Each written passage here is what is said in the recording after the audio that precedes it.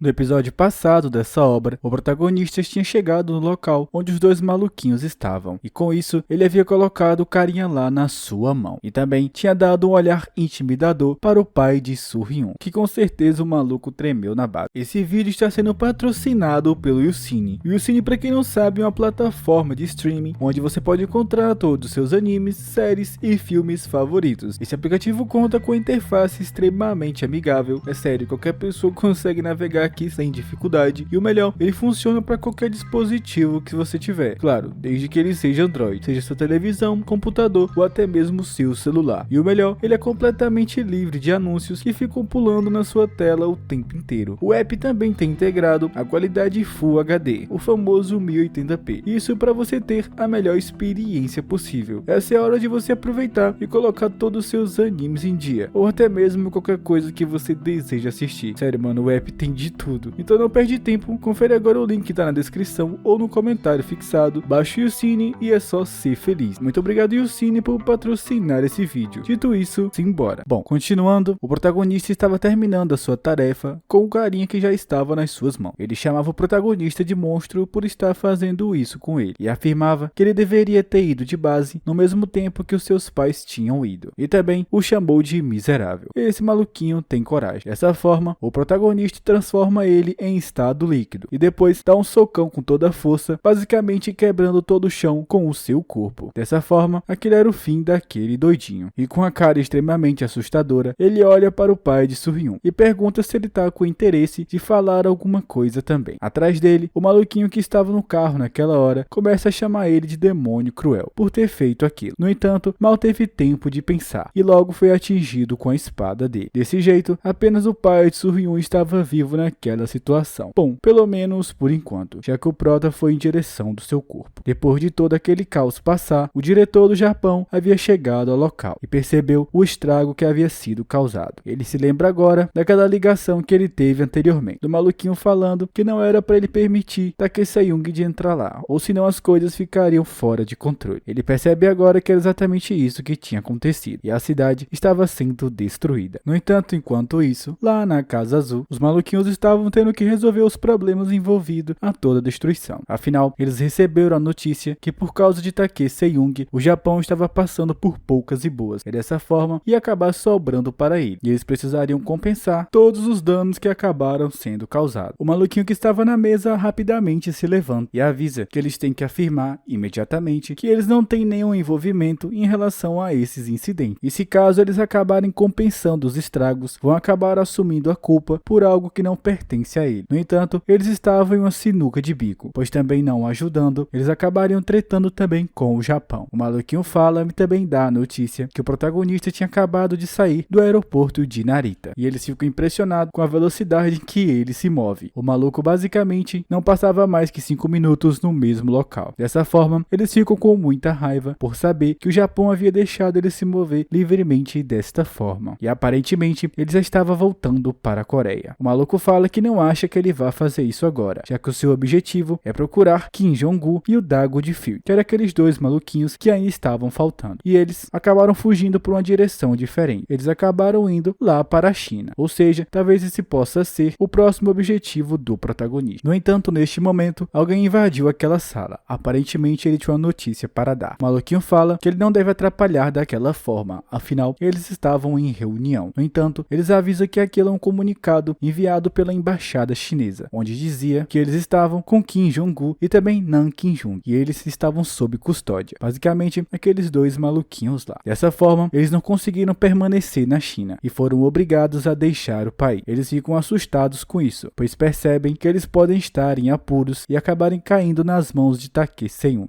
E lá no comunicado afirmava que, considerando a relação diplomática com a Coreia do Sul, eles acabaram negando a entrada desses suspeitos de cometerem algumas atrocidades. Dessa forma, ele não entrou lá porque eles eram suspeitos de cometer alguns erros, isso diante da lei. Dessa forma, eles foram encorajados a voltarem para o seu país. Todos lá ficaram em silêncio e dessa forma, eles percebem que tudo pode estar indo por água abaixo. Eles acreditam que quando Takesayung, que está indo atrás dele, descobrir a verdade, talvez ele acabe voltando para a Coreia. No entanto, o velhote pede para que ele chame os chefes da equipe imediatamente e avisa que sobre a aeronave usada para mandar os dois de volta para a Coreia, eles não devem permitir que eles façam a entrada usando qualquer método. Basicamente, o velhote não queria deixar que aqueles dois fugitivos voltassem para a Coreia, pois se isso acontecesse, Tae-Seung acabaria voltando também. Aquela secretária chega até ele e avisa que eles foram informados que Baek Cheun havia chegado com o vice-diretor lá na Casa Azul. Dessa forma, eles estavam preparados para conversar. A garota estava lá em frente já esperando. Depois de sair do carro, ela juntamente com o maluquinho se dirige lá para dentro. Ele avisa que lá eles não vão poder carregar nenhum tipo de arma e só vão conseguir entrar depois de uma revista corporal. Afinal, aquilo é uma residência presidencial e não poderia entrar com nada disso. Eles avisam que não se importam com isso e podem fazer a vistoria de boa. E foi exatamente isso que havia acontecido. Depois de entrarem, eles passam pelo inúmero tapete vermelho. O velhote pensa que ele finalmente estava dentro do centro do governo, o lugar onde ele tanto esperava estar. No entanto, indo lá para aqueles dois, dentro do avião deles, eles percebem que enquanto estavam deixando a China, alguns aviões chineses estavam seguindo eles, e isso poderia os colocar em perigo. Eles pareciam estar desesperados e se perguntavam o que fariam. Aparentemente, os aviões chineses estavam desistindo de segui-los. O maluquinho que estava com ele fala que se soubesse que a China seria assim, ele preferia ter ido com o pai de Surhyun e com o outro maluquinho. Ele não acharia isso uma boa ideia. O cara pede para que ele cale a boca e fica com raiva, se perguntando como eles ousam humilhar eles, e dessa forma começa a os xingar. E provavelmente agora ele teve a pior ideia da sua vida. Sabendo que não poderia voltar para a Coreia e muito menos para a China, eles vão em direção de Tóquio, lá no Japão, que para sua surpresa era exatamente onde Tae-Seung estava localizado. E falando dele, nós vamos até o seu avião. Isso depois de ele ter feito tudo aquilo com aqueles dois. E aqueles aviões chineses que estavam os perseguindo já estava sendo relatado pelo carinha que estava com o Pro. Tudo isso fazia parte da ordem que vinha dele. E com isso, eles conseguiram mudar a direção do avião deles lá para o Japão, que era exatamente para onde eles estavam. Basicamente, eles estavam manipulando tudo para que o protagonista acabasse se encontrando com ele. E as forças americanas estavam fazendo de tudo para bloquear qualquer entrada que não fosse a do Japão. E dessa forma, eles estavam indo em direção de lá. E até mesmo os mares estão com as suas fronteiras fechadas. Tudo para que eles só tenham o Japão para fugir. Ele garante que tudo aquilo não é nenhum tipo de invasão. É apenas para que ajude Tae-Seung de todas as maneiras. O governo americano quer colaborar ao máximo com o Prota. E mudando de cena, nós vamos até a Casa Azul, onde Baek Cheun estava se aproximando para participar da reunião. No entanto, ela acabou sendo interceptada por duas pessoas, que pediam por favor para que ela trocasse as suas roupas. Afinal, ela participaria de uma reunião com o presidente. Ela fala que isso não é algo importante no momento, que ela não precisava trocar as suas roupas. Ela se pergunta se eles estavam tentando por acaso inspecionar elas. No entanto, os malucos continuam calados, e ela fala que não tem problema, e assim vai trocar. Tudo que ela deseja é que eles saiam do quarto onde ela está. No entanto, eles afirmam que vão estar ali, mas ela garante que por mais que seja uma garota vendo, ela não vai se sentir confortável de se trocar na frente dele. Com isso, ela pede para que por favor ela seja rápida, afinal todos já estão aí esperando. A garota confirma que sim. Depois de sair, ela se senta no sofá, enquanto repete o nome de Tae-Seung. Da sua boca, ela parece puxar um tipo de linha, e dessa forma, uma grande corda com algumas coisas amarradas é retirado de dentro dela, e foi exatamente dessa forma que ela conseguiu passar pela revista, sem que tivesse dado alguma coisa. Lá dentro, havia várias peças de uma arma, e dessa forma, ela estava montando a arma nesse exato momento. Uma deveras, gente. No entanto, do lado de fora, as garotas estavam batendo na porta, se perguntando do porquê ela estava demorando tanto. Afinal, ela só tinha que trocar algumas roupas, e já havia se passado 10 minutos. Com isso, eles acabaram invadindo o quarto, e pegaram a garota bem na hora que estava se trocando. Ela dá um grito e desse jeito, joga sua camisa na cara delas, e se pergunta o que eles estavam fazendo, e diz que ela tinha avisado que ela não tinha terminado ainda. Dessa forma, eles voltam lá para fora, enquanto ficam com muita raiva dela. Desse jeito, ela finalmente estava preparada para ir, e com a sua arma guardada. Enquanto isso, vários navios da marinha estavam percebendo que uma aeronave estava se aproximando lá da área. Inclusive, era o avião do Tae-Seung. Dessa forma, eles acabaram ficando com medo. No entanto, eles garantem que o avião deles tem a entrada permitida. Eles devem cessar qualquer tipo de fogo e jamais tentar impedir a sua entrada. Desse jeito, o protagonista acabou passando sem nenhum estresse, assim como os Estados Unidos havia solicitado. E dessa forma, ele conseguiu cruzar os mares sem que nada acontecesse com ele. Desse jeito, nós vemos o poder que Tae-Seung e também o dos Estados Unidos tinham. E enquanto isso, lá na Casa Azul, eles se perguntavam onde estava Baek Cheun e do porquê ela estava demorando tanto. No entanto, eles avisam que ela ainda estava trocando de roupas. Ele se pergunta se ela estava brincando com ele. Afinal, ela estava demorando bastante. Enquanto isso, o velhote estava extremamente concentrado, se preparava para o que ia acontecer naquela reunião. e confirmava para si mesmo que cada um ali um dia vai pagar por tudo e que tudo ali vai ser controlado pelas suas próprias mãos. A garota também já havia terminado de se trocar e caminhava em direção de lá. E mudando de cena, nós voltamos para o protagonista, que havia chegado no aeroporto de Gimpo. E o carinha que estava ao seu lado fala que a América estava preparada para sacrificar tudo por ele e que todo esse plano que havia sido organizado geraria um grande atrito entre os países. No entanto, eles estavam preparados para arcarem com todas as consequências que viriam a seguir. E tudo isso por Takei-Seung. O piloto que estava ao seu lado sabe que por mais que ele esteja dizendo isso, Takei-Seung no final das contas vai apenas nem ligar para ele. No entanto, o cara garante que se ele quiser ir para a América juntos, eles estão preparados para isso. E que o governo já havia reservado um lugar para ele e seu povo ficar. E é uma ilha que fica perto do continente onde ele está e que agora pertencia a ele. Nessa ilha é uma residência onde morava o ex-presidente e também as pessoas que o apoiam, incluindo todas as instalações, desde carros, helicópteros, iates e etc. Ele acredita que naquela ilha não está faltando nada e é uma vida completamente cheia de luxo. E também ele vai acabar recebendo a cidadania americana. E claro, não vai precisar seguir nenhuma das leis de lá. E é exatamente isso que o governo está garantindo para ele. E se ele quiser, ele pode não só fazer uma tour pela sua ilha, como também terá entrada em qualquer continente e em qualquer parte do país. E o governo vai garantir que tudo seja fácil para ele, mesmo se ele quiser viajar para um país estrangeiro. O piloto do helicóptero fica impressionado com tantas regalias. Ele avisa que desse transporte onde ele está agora ficará o seu regresso. E se ele voltar para lá, eles estarão preparados para ir para a América. No entanto, Takei-Seung tem um pedido a fazer. E o cara fala que ele pode pedir o que quiser. O protagonista até fala o que deseja. No entanto, nós não sabemos no momento. Mas o que sabemos é que o avião finalmente tinha pousado. Dessa forma, os maluquinhos que haviam ido para o Japão se perguntam do porquê tem um avião americano parado ali. É nesse exato momento que a porta se abre. E eles se perguntam quem estava saindo. É nessa hora que o maior medo deles estava na sua frente. Aquele que estava saindo era exatamente Takei-Seung.